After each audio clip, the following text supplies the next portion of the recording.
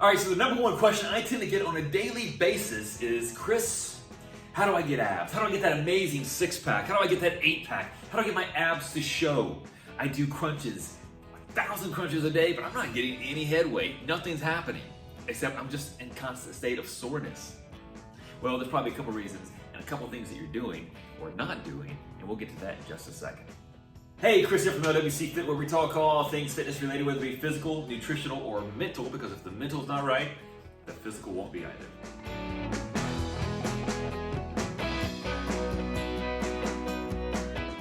All right, back to the question of the day. How do I get that amazing six-pack? How do I get the abs to show? Well, first of all, I think that's the wrong question to be asking, right? I think the question should be, how do I get healthier? How do I become the best version of myself? I think that's where we need to be focused on, because the other things will come when we learn to take care of our bodies. All right, so back to the question of the day. How do I get abs? Well, first of all, we got to drop the body fat.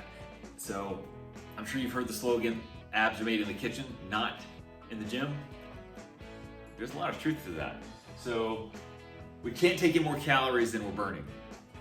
And we got to stop working just our abs out, and we got to focus on our core. Our core is going to be anything around our entire midsection of our body.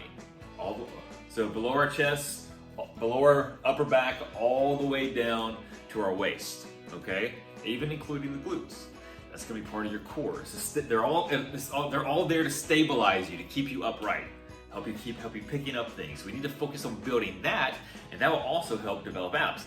But again, like I said, we have to make sure we're not taking in more calories than we're burning. So just for example, men on average burn anywhere between 1,900 to 2,500 calories a day, depending on activity level.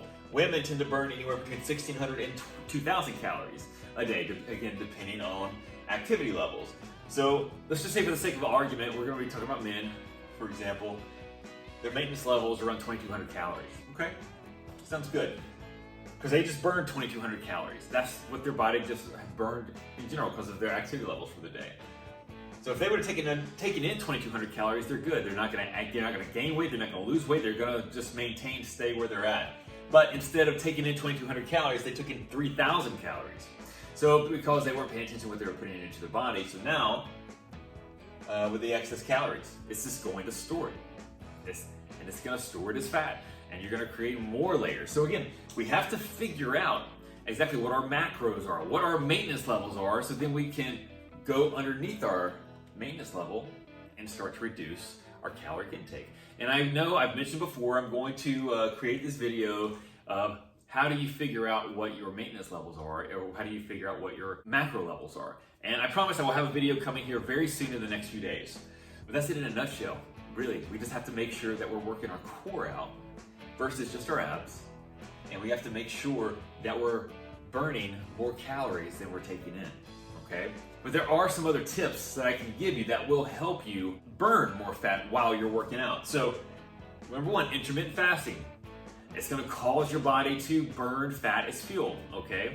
So, if you haven't watched the video, go back. I posted a few days ago. Take a look at that. There's a lot of information there about what intermittent fasting is and what it can do for you. Also, working out in a fasted state.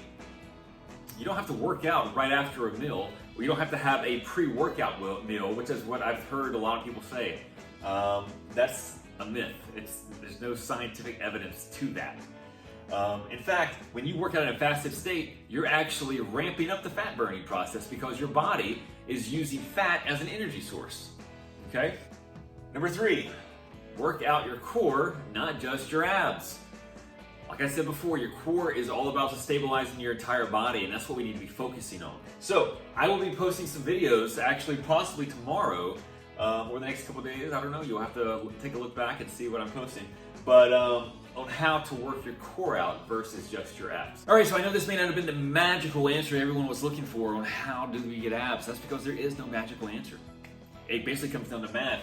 We gotta make sure we're burning more calories than we're taking in. And also, we need to make sure that we're working our core out, not just our abs. I hope this video was helpful.